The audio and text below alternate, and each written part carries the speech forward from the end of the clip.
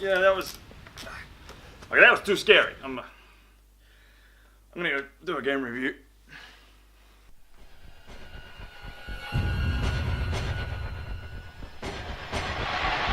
Oh wait, what's this?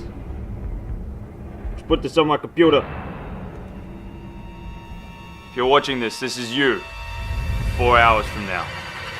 And I played Resident Evil. Played it, man. We played it. And the dialogue. Dialogue's just so bad, man. So bad.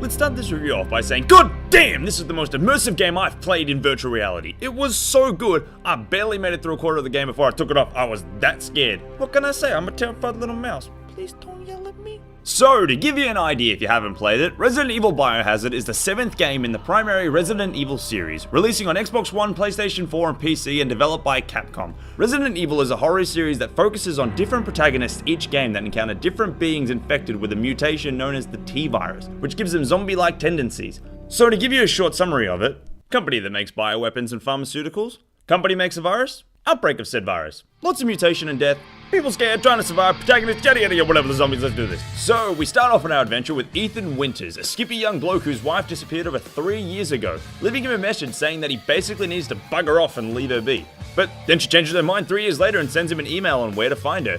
Dropping everything, Ethan jumps in his car and drives down, eager to see his wife again, and then BAM! The horror begins. You do get somewhat of a nice leisurely stroll to their house before you're introduced to darkness, random noises, and spooky events. All the while trying to solve puzzles and figure out why someone would leave a perfectly good meal just sitting in the microwave. I mean, that's just not polite. I mean, I could have eaten that. Pretty early on, you're given a tape which you can go and play on one of the few VCR players in the house. What I thought was just going to be a basic video that turns into some jump scare actually turned into a segment of gameplay where I took control of another character. And then it turns into a jump scare. While the overall outcome was the same even if you were just watching, it made me feel a lot more in control and made me more engaged with the characters. They weren't just a tool used to show me something of importance. It was a lot more meaningful, and I wanted to know more about them and whether or not they make it out alive. You do end up finding your wife in the first part of the game, and she pulls one of those dick-ass moves from The Grudge where she crawls up the stairs all twisted and psychotic and oh god, it's terrifying! Run, you little bitch, run! You don't need this crazy chick! There's plenty of fish in the sea! So you essentially figure out that your wife is possessed and that she has regenerative abilities, which puts a good front for some stuff that happens later. Gonna quit. I promise. Must burn it all down.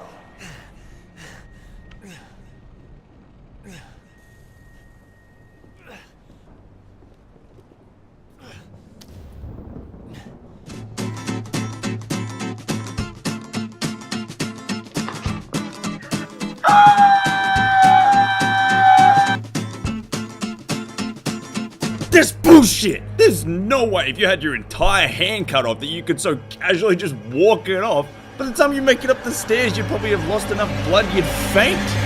And this doesn't happen just here. Oh no. This happens all through the game. Characters don't react the way that they're supposed to. They're not believable. There's even a scene where someone burns alive and god damn, he almost sounds somewhat upset.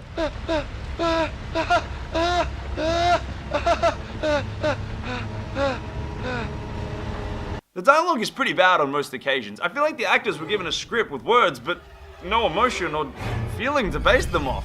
Like, just take this scene for example. Hey! Open up! Hey, you gotta help me. Hold on, back up. Now, sir, do you live here? I mean, is this your property? What? Me? No. No. All right. Now, we got several calls about some missing persons lately. You don't understand. I gotta get out of here. Now, calm down. You're not listening to me. Calm down. There are crazy people in this house trying to fucking kill me. Calm down. Well, all right. Let me tell you this. You don't exactly seem like you playing with a full deck yourself, all right? Are you kidding me? Calm down. Like I said, we've had several missing persons calls. And I can't rule out that a missing person like yourself may not be involved. All right. I'll tell you whatever you want. All right. Calm down. Now, that's more like it. Now, meet me in the garage. We'll talk there. Hey, wait. You gotta give me your gun. You lost your mind. Look, officer. Deputy. Right. Officer. Do you want to see my name in the obituaries? Or do you want to be a hero and save my life?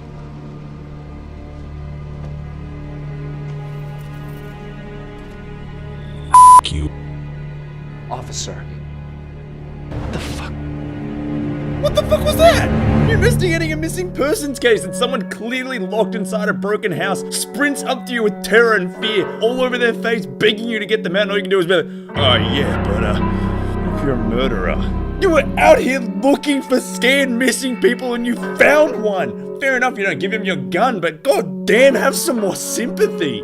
The game uses a good blend of puzzles mixed in with horror-themed elements to make gameplay more interesting. Like, in one instance, you have to take a shotgun off a statue in order to use it as a weapon, but when you do, a door closes behind you, so you have to have something that is the same weight and shape as a shotgun to swap it out, forcing you to explore more parts of the house to improve your gear. There are a lot of horror games that use this element, but I feel like Resident Evil does it particularly well, more often than not rewarding you for exploring scary rooms and taking on tougher enemies. One thing that this game does suffer from are its blatantly obvious key jump scare items that are necessary for the main story but are ultimately designed to trigger a scary scene or battle. You know the ones I'm talking about. The ones that are sitting in the room, sitting in plain sight, lights surrounding them with a big sign that says get ready to die, no joke, seriously, with a monster in a cage directly next to you. It happens several times throughout the game. Even happened a couple of times when I had no ammo, and something always happens when you take it. Although this isn't really a personal hate, but more just a standard horror game cliche that I feel like horror games should try to avoid more often. What's it? Any question, Adam?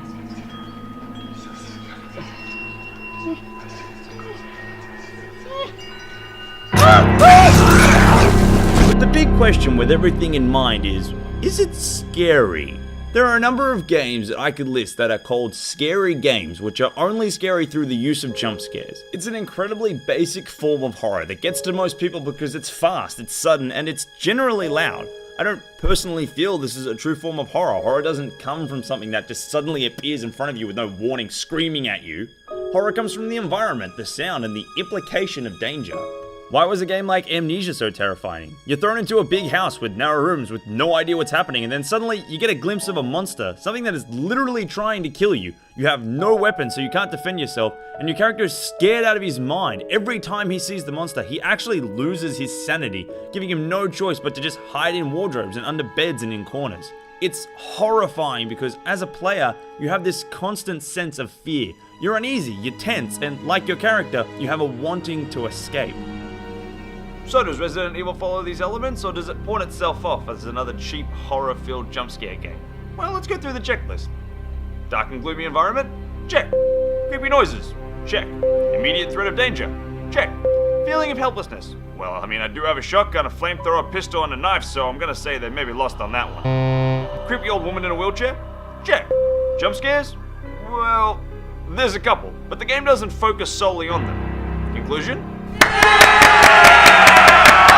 Resident Evil 7 does pretty well in staying true to a traditional horror experience. The extra elements added in are all things that are what make Resident Evil unique. A big part of the original game was combat in a scary environment. I found though, even though I had weapons, there were plenty of times where I was out of ammo and just had to run like a scared 5-year-old kid. Other parts of the game you can clearly see were focused on getting under the skin of virtual reality players, like this one. Overall though, it was a fantastic horror experience and one that I would happily play again. Just maybe not by myself.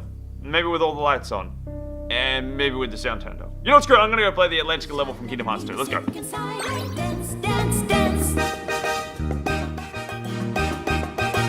See, you can do it. Swim this way, we'll dance and we'll climb. Calm down. G'day mates. Thanks for watching my bloody video. It was It was fucking terrifying. That's what it was. So yeah, long and short. If you like scary games, play Resident Evil. Easy done. If you like my content, please like and subscribe to my channel, like this video, and please leave a comment below if you have any opinions on anything I could do better, or if you just want to send me a general message. I really don't care why. Just please leave anything. I just need anything. Come on. You can also check out my previous video here, and when I upload another video, you can check it out on this little bucket. Till next time, I'll see you then. Bye.